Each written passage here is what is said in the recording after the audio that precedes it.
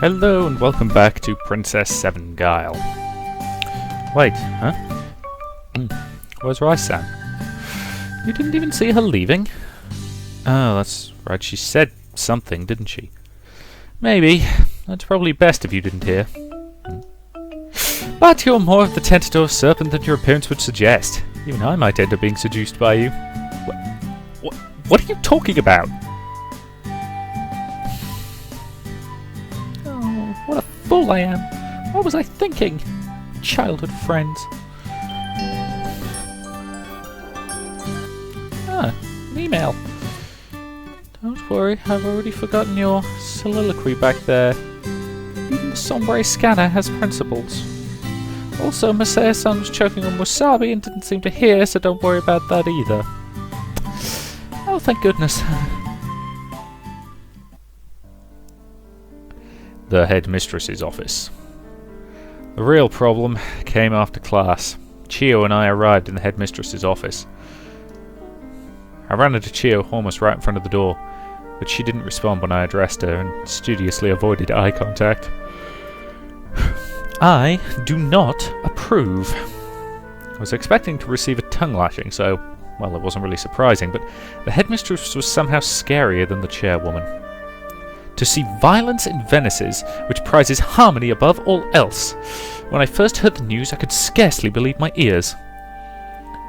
It wasn't really violence. What? Well, I mean, I don't think it was that bad. What are you talking about? You have a large bruise on your cheek. It isn't really a bruise, it's more of a mark. Semantics. Okay, I've now put that on silent so I don't keep getting messages. Also, you don't have to keep hearing that loud bing. She tapped her desk with a fingernail in irritation. For heaven's sake, 1 week and you're already causing trouble. I expected this, but... Oh, this is why I was opposed to this.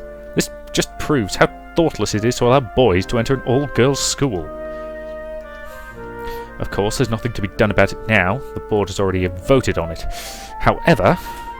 She cut off sharply and fixed me with a cold gaze, her eyes narrowed. This violence is a separate matter from that of your scholarship. As the person tasked with running this school, I am obliged to ask what the cause of all this was. What on earth could it have been? I checked on Chio from the corners of my eyes. Her head was bowed deeply, her eyes fixed on the floor. What is the matter? Explain yourself already.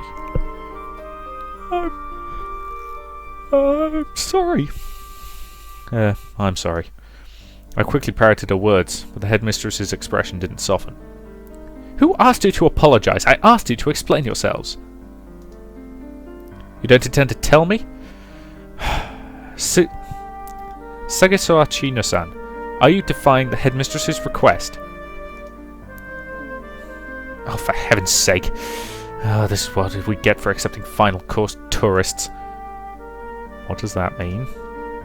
I didn't understand what she was talking about, but at the headmistress's words, Chio's shoulders began to tremble. Headmistress, what is it? The truth is, I owed her a CD. CD? I broke Chino-san's favourite CD. That was the reason she was mad. Oh, surely you have a more convincing lie than that. It's the truth. Chapter 9, verse 34 of the Gospel to Mark states, if your hand causes you to sin, cut it off. For that is at least better than to burn in the fires of hell. And Christians wonder why people look at the Bible and say, you know, bits of that are kind of strange. Okanagi Masaya-kun, I believe it would be better for you to cut off that tongue of yours. I had no idea how to respond to such excessively cruel words. Go ahead. Salutations. Madam Chairwoman, what are you doing here? I was worried that you might be harassing Masaya-kun. Unthinkable. I would never harass a student. I know that. It was an innocent joke. Now then, what have you talked about so far? I was just explaining what caused the fight. You should speak more precisely. I believe you mean I was just bearing false witness. Oh dear. The chairwoman smiled in amusement, and I found myself relaxing. I understand. I'll tell you the truth.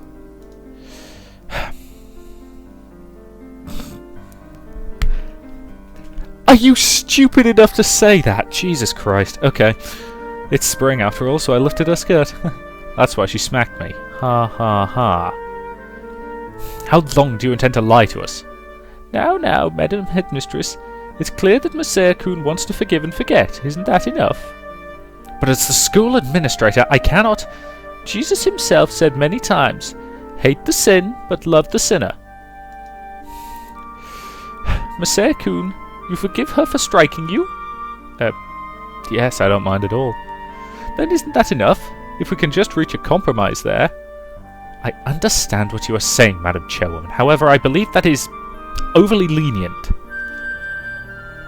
This matter is not merely between the two of them. It concerns all the Venices. The vessel known as Venices has remained pure and... The vessel known as Venices has remained pure and pristine for all this time. Now a single drop of mud has entered it. A single drop which cannot be allowed. After all, who can be expected to drink muddy water? They're treating me like mud? I couldn't help but feel a little offended. I believe you are incorrect, Madam Headmistress. Monsieur-kun is not mud. The mud has been here since the beginning. What exactly do you mean by that? Oh, this school has been collecting sediment all throughout its long history. Monsieur-kun is a stone that has stirred up that mud, and it is only natural that our vision should be obscured for a time. Sediment. Excuse me, but I can hardly believe what I am hearing, and I cannot contain my outrage at your words. If the word sediment is too strong for you, you may replace the word with consciousness. Venice it has the tendency to lock a person's mind in place. For better or worse, it is a powerful force. Of course, I am well aware that you have a different opinion on the matter, Madam Headmistress. Very well. In deference to you, Madam Chairwoman, I shall concede the matter today. As they say, water which is too pure has no fish. And the headmistress didn't respond, but turned back to Chio and me. You may go. Yes, ma'am. Yes, ma'am. Wow, I can't believe we got out of that. I made a show of wiping my brow in relief. Were you trying to cover for me there? Huh? The way you lied. Oh, well that wasn't what I...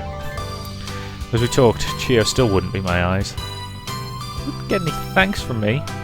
I'm never going to forgive you, you know. Okay, what exactly did we do to her? Oh my, I could see you two do still have a conflict. Madam Chairwoman. No, don't worry. Youth is a time for strong emotions. That is what I believe, at least. Now, we should go. Monsieur-kun, why don't you return to your dormitory? Yes, ma'am. As we walked back together, I spoke up. Madam Chairwoman, earlier the headmistress referred to Chio as a final course tourist. What does that mean? Ah, did she say that? I had hoped that changing the discussion to co-education would put that matter to rest once and for all. Other than those few cryptic words, she didn't address the question at all.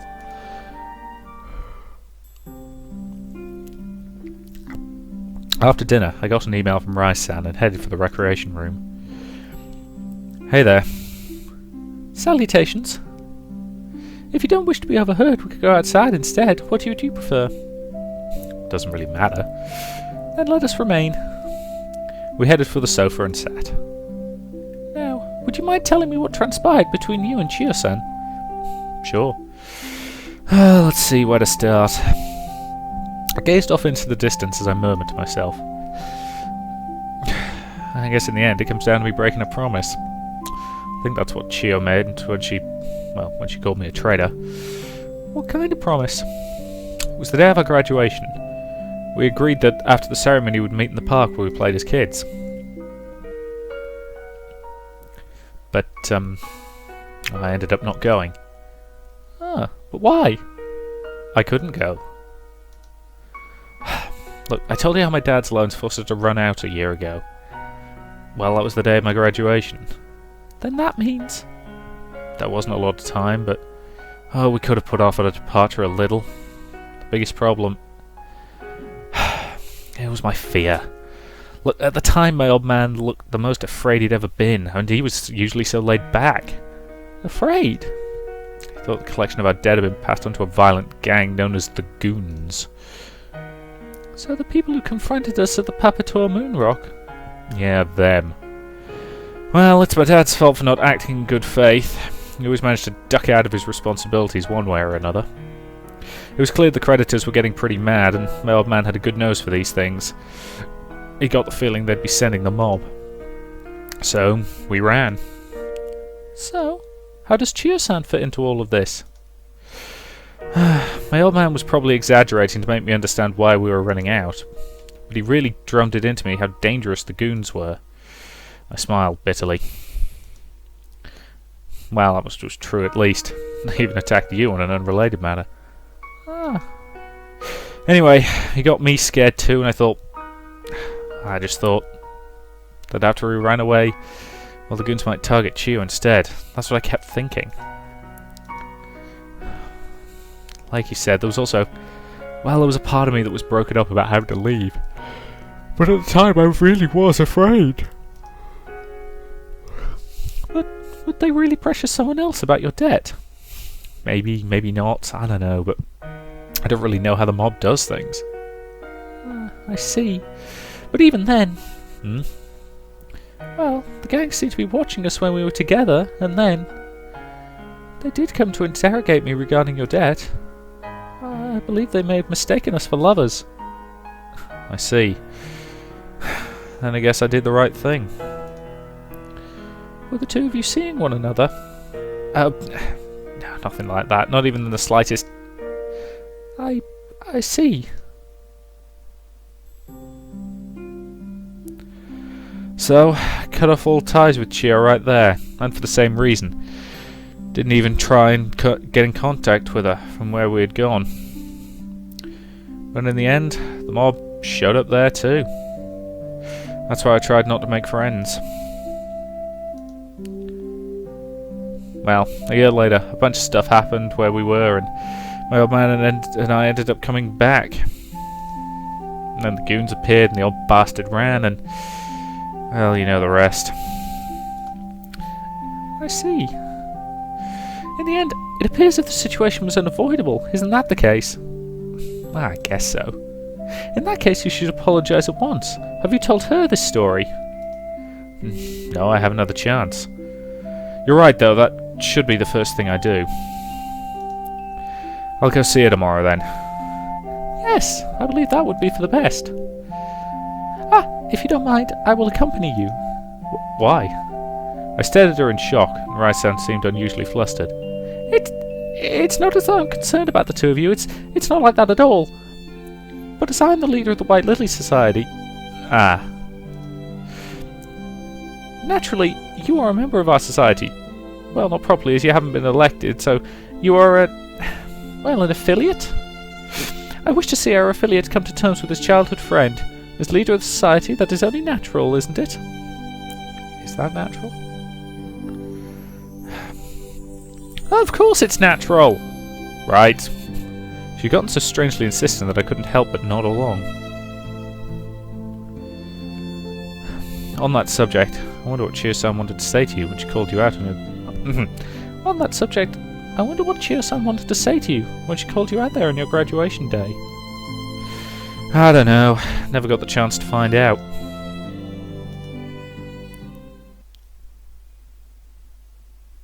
So we're up to the Wednesday.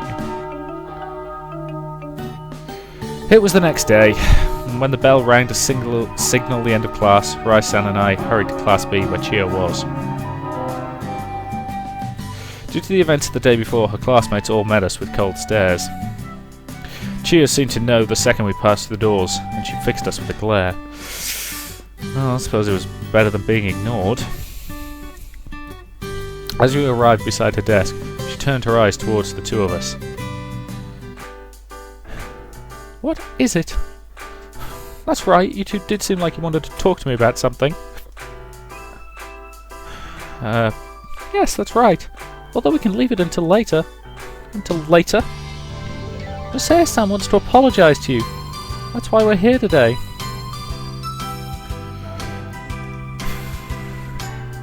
So you can't even apologise by yourself, you gutless coward. Well... Oh, no, it isn't that. It's rather... Well, I insisted on coming along. Huh? Well, we're in this together after all. I see. You're very close.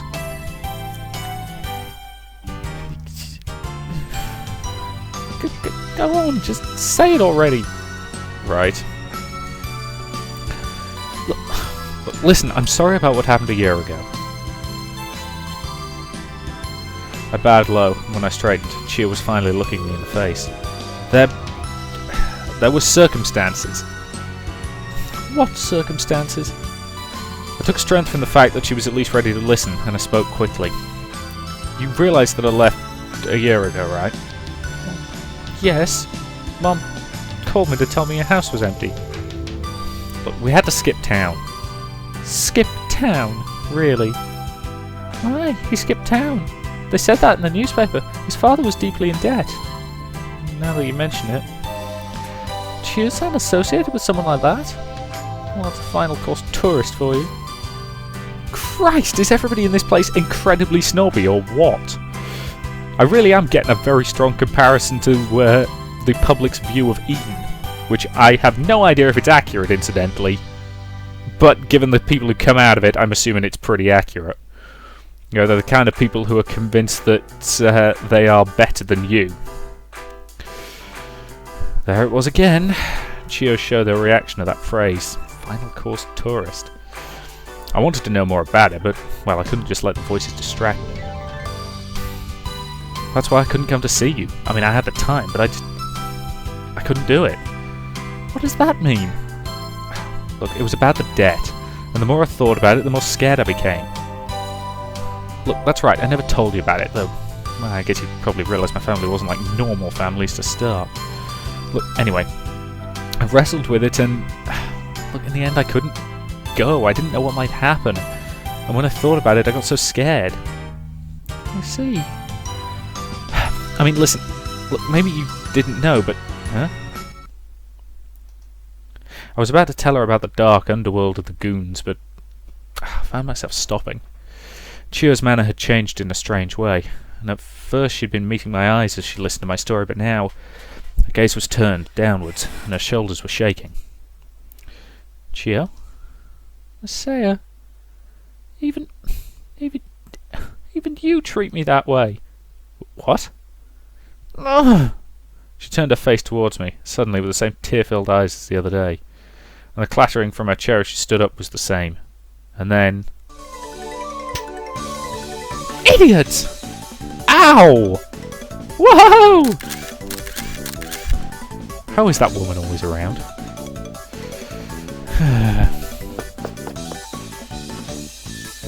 Everything from the stinging pain in my cheek to the gleeful sound of the camera shutter was all as it had been the day before.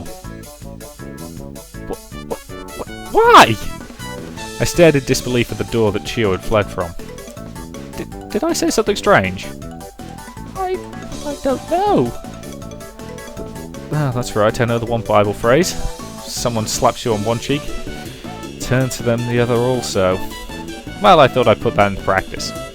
But Masaya-san, she slapped the same cheek twice. That is also true.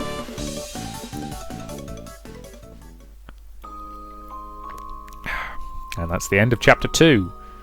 Yeah, how many chapters are there, by the way? I've got a dodgy feeling there's about 20... Was it 24? The cat returns the favour. Okay.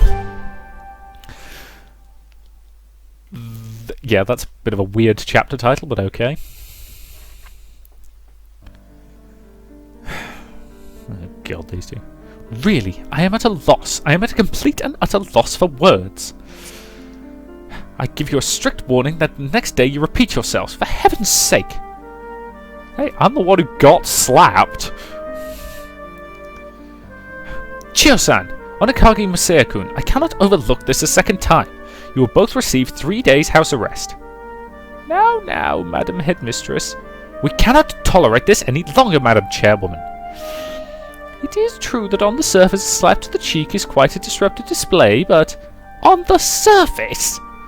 You must agree that catfights are not uncommon among the filles de la Venesses.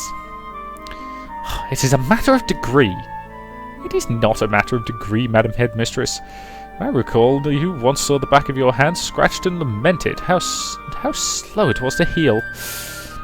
I do not feel it necessary to bring up ancient history here. But the fact that things never change is one of Venice's most distinct characteristics, and this is part of that. In any event, compare scratch marks to a slap mark, and there is no question which will heal faster. Very well, however, this will be the last time. Next time I will give you a suitable punishment, regardless of the chairwoman's words. Please leave. Yes, Mom. Yes, Mom. Hey, Chio. Hey, she left. Just as it had been during lunch the last time we met, she completely shut me out. It's so strange. It was evening, and we were speaking in the recreation room as we had done 2 days ago. Even watching the display, I had a number of questions myself. It seemed to me as though your conversation was proceeding normally. At least you did nothing to her that would provoke us so. And yet, I wonder what Chio-san could have been thinking. Yeah. Chio was giving me the silent treatment, so I had no idea what could be the cause. That night, I had lain in bed staring at the ceiling and repeated that scene over and over again in my head. But I still couldn't grasp what I did or said to make her so angry.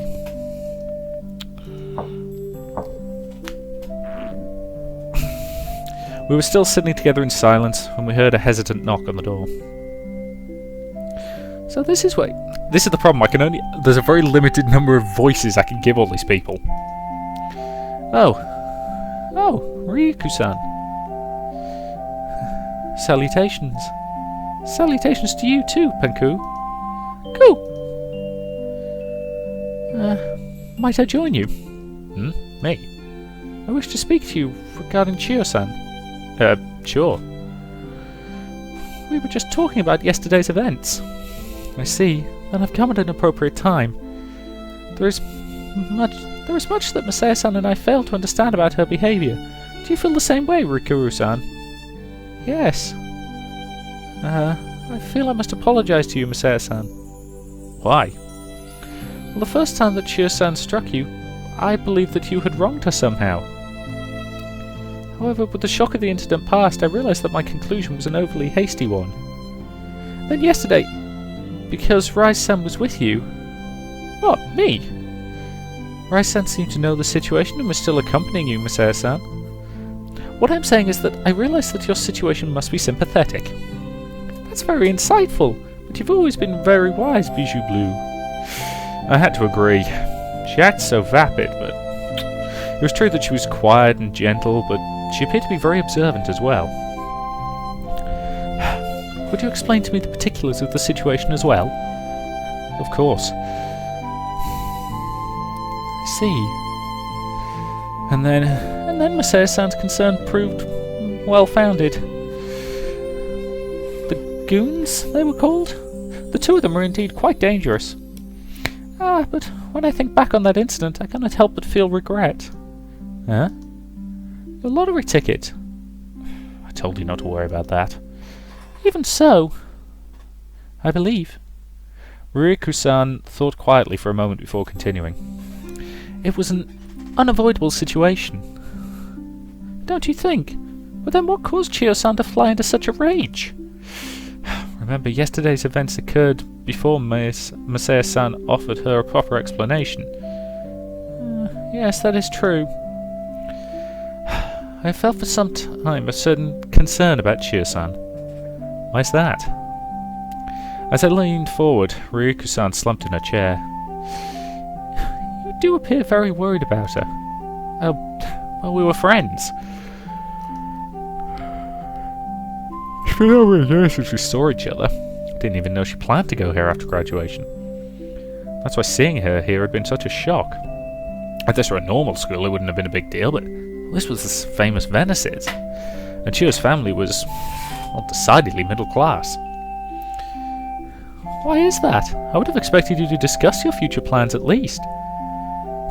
I'd been hiding my family situation for a while. It made it hard to talk about. Chio-san certainly did seem surprised to learn about your flight, but wherever did you hide it? Sorry, why ever did you hide it? I didn't want to worry her. Chio's parents helped me a lot with my family situation. They were good people. I didn't want to put them through that. Plus my own man was such a con artist, I was afraid that if he made them take pity on me, he'd get involved in it. So I decided I would never mention money to them. I see. That explains your part of it, but what did Chio-san never mention it, I wonder? I'm not really sure. I wouldn't have minded if she wanted to brag a little. I wonder if she felt rather lonesome. About what? Venice's is a boarding school, as you know. We visit home only during summer vacation and New Year's holiday. In other words, you would have had very few chances to see one another. Of course, I'm certain that's the reason why. Right.